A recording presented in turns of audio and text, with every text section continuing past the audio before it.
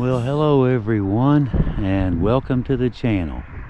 Leo here, and I will be your humble host today on a little trip back through time. We have a very interesting story to tell you guys that involves this little area right here where I am today. I'm in the little community of Nolan, West Virginia. I'm at the old Nolan Tollbridge. Now, I can remember when this was actually in use back in the day. I mean, you can see it's closed now. Pedestrians and bicycles prohibited.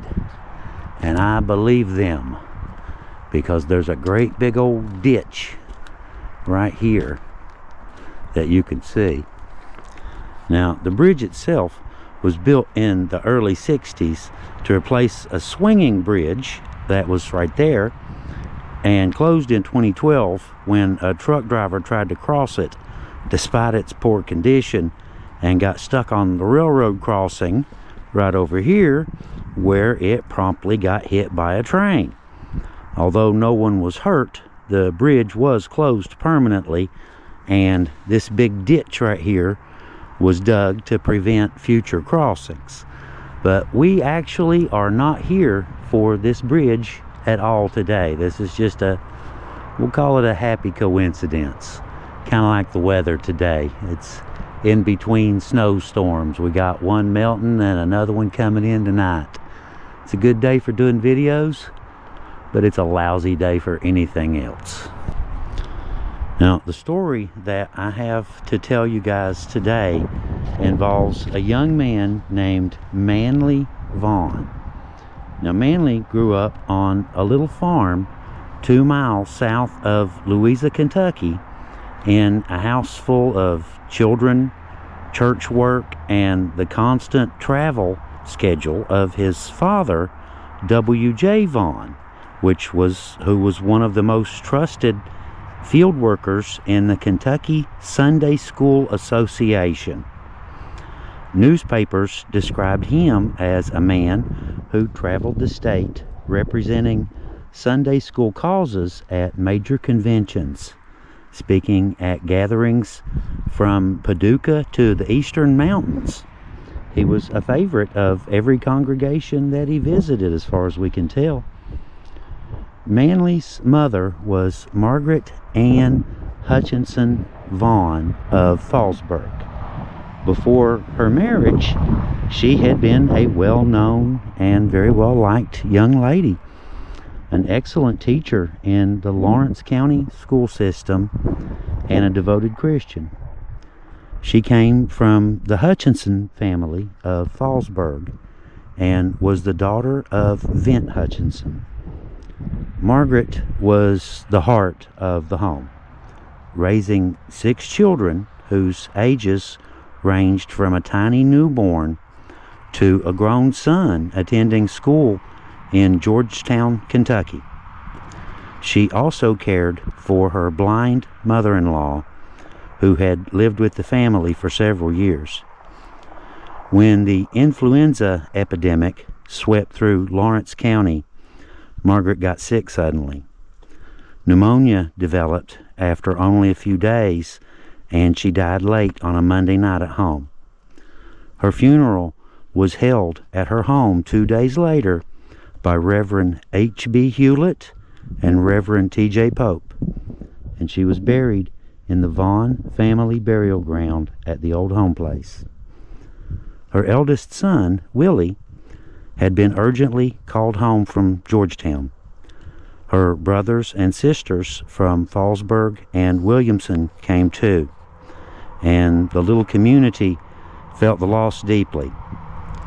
After Margaret's death, the weight of the household fell hardest on Manley. Barely 18 years old, he stepped into the role that his father feared he would have to take on himself. W.J. Vaughn considered quitting his statewide ministry, but Manley refused to let his father's good work stop because of the death of his mother. Willie returned to school, but Manley stayed home and took over the farm, caring for his blind grandmother and helping raise his younger brothers and sisters. His own health hadn't been all that strong.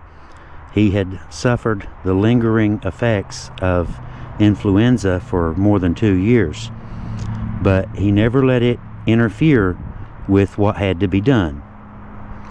Manley was also deeply involved in church life. He belonged to the Baptist Church at Louisa and became the leader of the young people's work. Dr. C.F. Anderson, the pastor, relied on him completely, and later said in an interview that he had never felt the loss of a young person so sharply outside of his own family. In the spring of 1921, the mine wars along the Tug River exploded into armed violence, with coal miners on one side and the coal barons and their hired guns on the other. Martial law stretched up and down the river here. Homes were burned and tent colonies were erected for striking workers. The Lawrence County Cavalry Troop, including young Manley, was sent into the Tug River strike zone to restore peace. Manley told his friends that he didn't know how he could leave the younger children, but he saw it as his duty and made no attempts to be excused for family hardship. On the night of May 25th in 1921, about 20 shots were fired from the Kentucky side of the river near Big Splint, about a half a mile from here. It's right down this way, right around that curve right there. And you can see how the tracks come up this way and go on up. That will factor in here just in a second. Lieutenant C.F.C. Jr. was ordered to investigate the incident. Manley was with the detail of soldiers who crossed the Tug Fork River right down here and walked back down this way, down the Norfolk and Western Railroad tracks toward this very spot near Big Branch here, right on the other side of the river.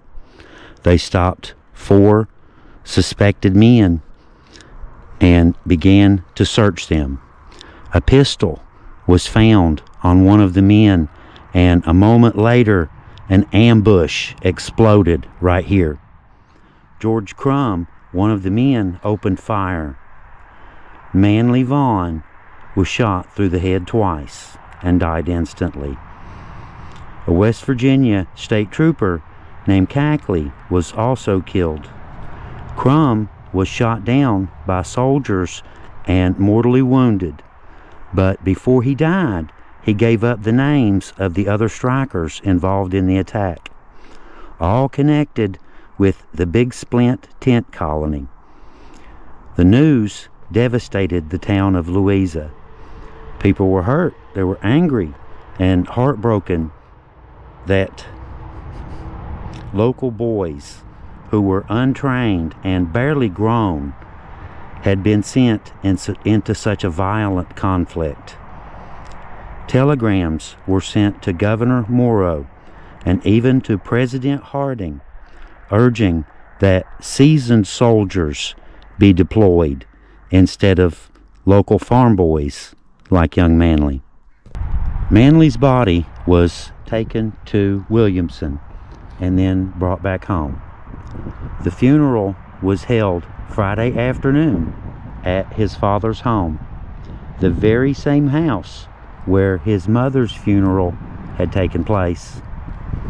Dr. Anderson preached the service, saying that the community had lost one of its finest young men, one whose character, ambition, and faith placed him at the very top of any list of promising future leaders. A crowd of neighbors, ministers, family friends, and townspeople overflowed the yard and followed the procession to the family cemetery. They carried Manley out to the burial ground on the hillside and laid him to rest beside his mother, who had died in the influenza epidemic nearly 3 years earlier. On that quiet slope, surrounded by the fields he had worked and the home that he had helped hold together, the boy who had stepped in for his mother and shielded his siblings after her death was finally reunited to her side. Although Manley is buried in the Vaughn family cemetery on the home place south of Louisa, there's also a Vaughn cemetery near Richardson, Kentucky, associated with other branches of the Vaughn family. That cemetery sits about 1 mile north of Richardson along Kentucky 1690, on or near private property off the road. It serves as a burial site for other Vaughns of Lawrence County, but Manley himself is not buried there. His grave is confirmed to be somewhere at the original Vaughn home, the farm 2 miles south of Louisa, exactly where both newspaper accounts say that he was buried beside his mother. And so the story stands. A devoted mother, a father whose ministry touched the entire state, and a son who carried more responsibility than most grown men could hope to bear. Lost in an ambush during one of the hardest chapters of the Appalachian Mine Wars, and laid to rest in the quiet ground of his family's hillside cemetery. The cemetery itself is still lost today. We have an idea where it may be, but some things are just better left alone. It's like finding a needle in a haystack in this case, and that's saying a lot coming from me.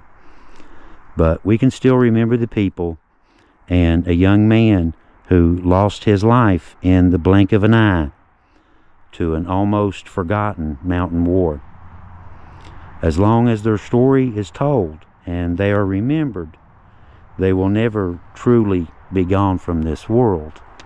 And that's, guys, is why we bring you out here and tell you these stories in these amazing places.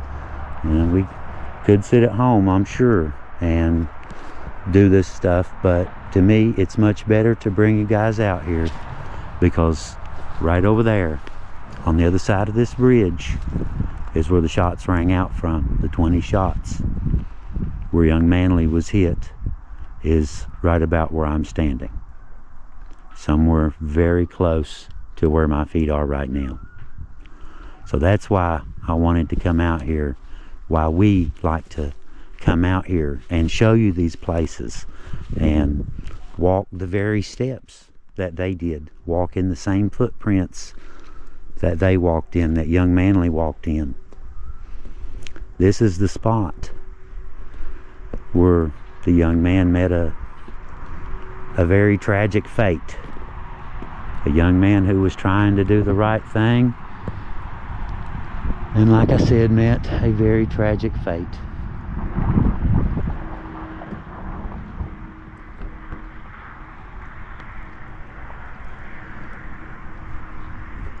Anyway, guys, like I said, thank you all for coming along, and I hope you enjoyed our story today and coming out here and hearing about some of this history. And we will see you next time on the Hillbilly Files. Leo out.